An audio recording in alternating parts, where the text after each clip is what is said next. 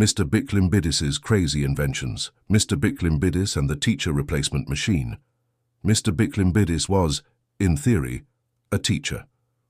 We say in theory because if you asked him, he would tell you that teachers should be serious, wear a tie, and teach quietly in the classroom. And none of that suited him. He didn't like waking up in the morning, he didn't like correcting exams, and worst of all, he didn't like sitting in front of the blackboard and talking for hours. Life is too short for boring lessons, he always said. One Monday, like every Monday, he didn't feel like going to school. He looked at his alarm clock with half-closed eyes and thought, if only there was someone else to take my place.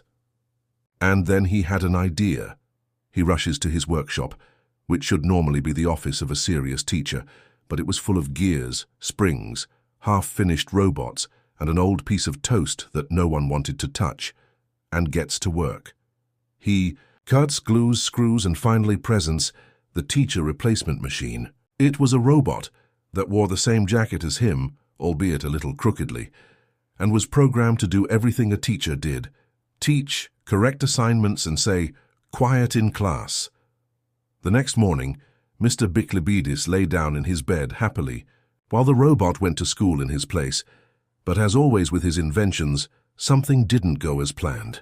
Within an hour, the robot had started giving exams every 10 minutes. "To be a good student, you have to practice," he would say in his robotic voice, filling the children's notebooks with math exercises. But it wasn't just the students. Soon the robot started chasing the other teachers to make them write tests too. Mrs. Strintzo, the strictest teacher in the school, panicked and locked herself in the janitor's locker to escape. The janitor, seeing his locker locked, ran to hide elsewhere, specifically in the canteen storage room, hastily eating a sandwich from the stress. The children, desperate, decided to call Mr. Bichlibidis back.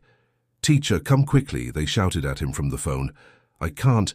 I'm doing some very important, research experiments," he said, eating a pretzel on the couch. "Your robot will destroy us."